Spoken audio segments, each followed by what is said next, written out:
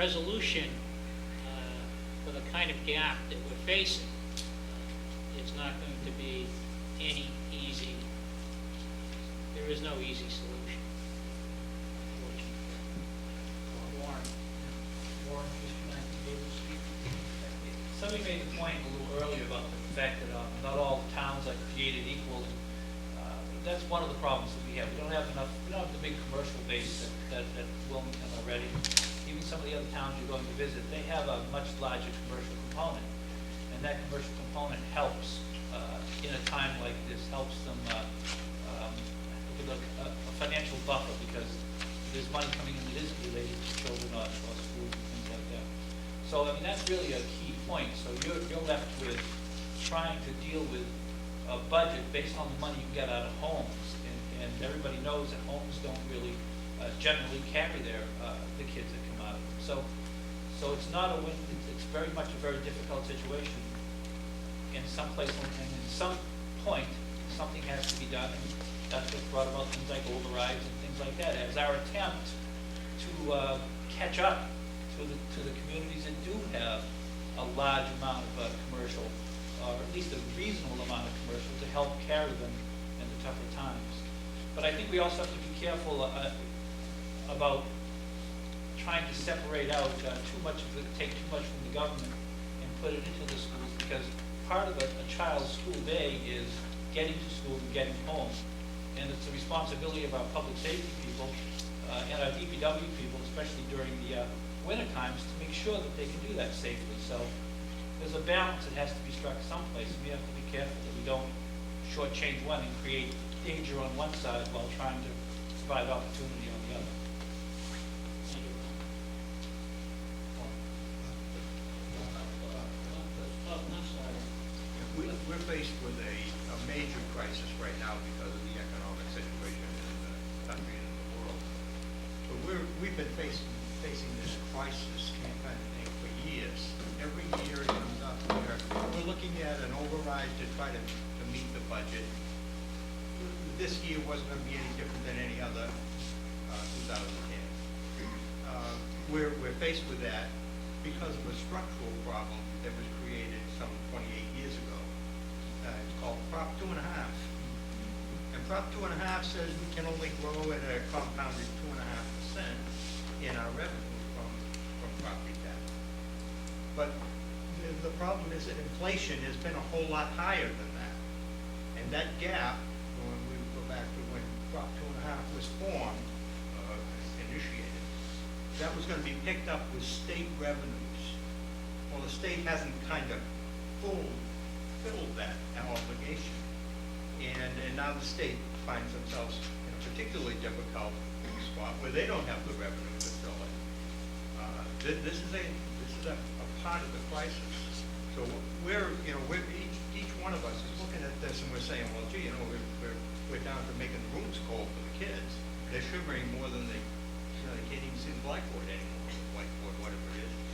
But the problem is that we are working on tighter and tighter and tighter and tighter budgets.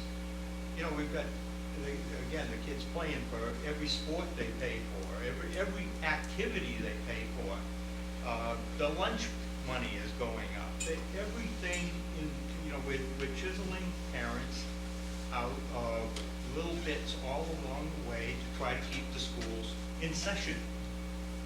And the ideas of reducing salaries or benefits or whatever for town employees, well, that's a normal part of the running of any business. You try to cut your employee costs down as low as you can and pay as little benefits as you can keep good staff. But that's a part of any business. What we're faced with is a problem of we just can't get enough money in. And we can't get enough money in because the circuit breaker in 2.5 is something called an override. And we can't get past override. We need to ratchet a few years and get a higher level to start with. And then we'll be able to go along at 2.5 for a while. And then we're going to run into the same crisis again. You just have to look at the projection of the money out over time. And that's our problem. And, you know, we can all look around the room and point fingers, but it doesn't do any good, because we just don't have the ability to get past that 2.5 blockage, or get more money from the state to fill in the gap between inflation and 2.5 on the curve. And that's the difficulty that we're facing with. And we can beat our head against the wall all we want, and every year we're gonna be looking at a shortfall, because inflation beats 2.5 every single year. So no matter what we do to save, no matter how we chisel the numbers down, no matter how we stop going around and plowing the roads, or this year we don't plow the roads, next year we don't have any fire or police, and the next year we don't have any town government, you know, and the next year we cut the schools. So it's just how far down the road we go to get to that spot. Our problem is that we don't have the ability to get the revenue. And, you know, there are some folks that in town that are, got their kids out of school, and they say, well, I'm not paying anymore. Or they think that things are too expensive nowadays, and they seem to be for old folks like me. But, you know, the fact of the matter is that they're not. If we look at what inflation has done and what our income has done over these years. And yeah, we got a problem this year, but if we get past this year, we'll have a problem next year for sure. We need that ratchet a few times, get out of that. Or we need to have the state come to grips with the idea that they need to do something to produce the revenue to get it back here. And we need modifications in Chapter 70 formula, where the starting spot is wrong. And, you know, they keep talking about doing a study on that. I was at a meeting a couple of weeks ago where I suggested that instead of studying it, just come to North Reading. You know, here we've got the 16th from the bottom and the cheapest per pupil cost in the state. We've got kids that are in the upper 20 or so communities and state-owned test scores. So don't look around for what it costs to educate a kid today. Come to North Reading, take our number, use it as a base. I told that to the Commissioner of Elementary and Secondary Education, so he said he'd take it under advisement. And then I apologize for being so crass, but, you know, it's just so, like Deanna said, you know, you get so frustrated that they can't move out of their own way. And you just have to do something about it. You know, we are a very frugal town, and we run everything pretty darn close. And everybody is happy with the level of services. We've got change, you know, little things here and there that we can trim, but they're little things. And when we trim those, then we're going to modify the service that we get in some way. Everything we've got here, every one of these things has an effect.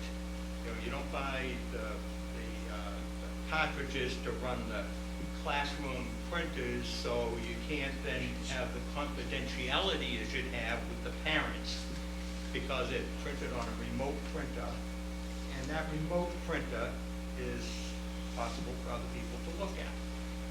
Or they pick up the wrong copies, or, you know, that kind of thing. So every single thing that we do to screw down on that budget, everything we do to save a nickel has an effect.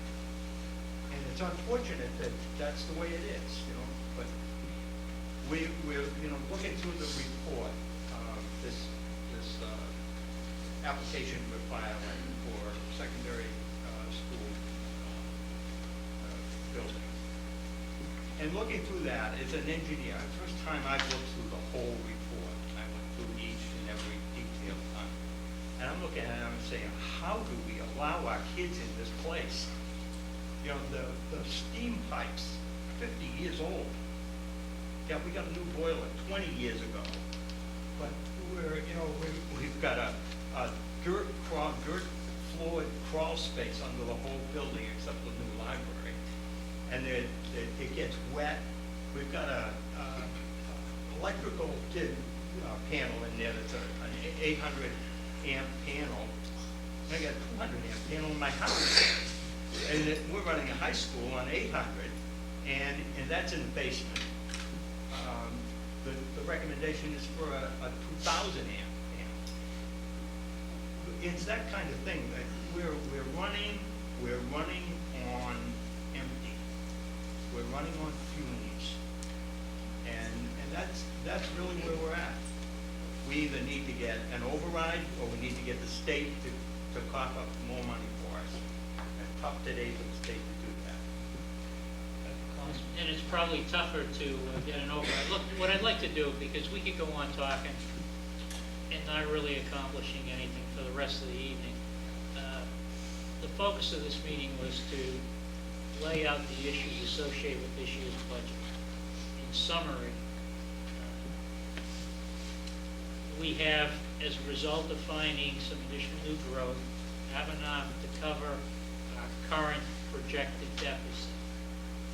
But, as the town of North Andover is doing, I think it's very prudent that we continue forward with putting some money aside, hold off on some expenses, wait and see what happens in January, February. When the legislature meets, they deal with the governor's budget. The other big factor coming in is the investment, the term I want to use, the revenue the state gets from investments, investment income. Capital gains tax. Well, capital gains tax. And, you know, the way I look at it, based on my investments and people that have got out of the market taking losses, you know, that's all going to come back on the state as a reduction in potential further reduction in revenue. So, come the January, February time period, if things brighten up a little bit, you know, we can loosen up a little bit and, you know, look at it as we're holding off some of this spending, and we'll make decisions as we go forward. With respect to 2010, it's you know, it's the next thing on our agenda. We're working on our budgets, and you know, we have some visibility of the challenge ahead, and we're going to work it hard. I know this board and the school committee and the finance committee worked very hard last year to restore cuts that were made in the school budget, and boy, I hate to have to take some of those back. You know, as someone said, you know, we can take a piece out of general government each year, and in the end, we'll have no public safety, no fire, no police, no public works. That doesn't make sense either. That's not what we want. Maybe Cliff is right. The only solution is, I hate to, you know, it's something that none of us think is something that we could put forth at the April town meeting and override. We certainly could, you know, hammer on the state to try to protect as much of the state aid as possible, and maybe relieve some of the restrictions that prevent us from making the changes that are needed to make a little more room in our budgets. I'll entertain additional questions regarding the 2009 budget. We can keep it focused, otherwise I'd like to adjourn the public hearing. Yes, Mr. O'Leary. I'd like to address a couple of issues. One, particularly just a couple minutes ago, on why we're here, what we're talking about. We're talking about two things. One is the current fiscal year budget, which we have a situation which has presented itself that was somewhat unforeseen as recently as April. And I believe that during our deliberations last spring, we took some very conservative estimates in relation to our revenue, our anticipated revenue, where we were going to be, and we were way off the mark. Why were we way off the mark? We were way off the mark because of other outside circumstances that presented themselves. I believe it was the increased rise in energy costs. I mean, we went to the October town meeting and set aside another, what was it, $150,000 out of the current operating budget just to cover increased energy costs that we didn't anticipate, nor did anybody else. Unfortunately, they're down a little bit now, so maybe that will grant us some relief going through the current fiscal year. But things like that, which we did not anticipate,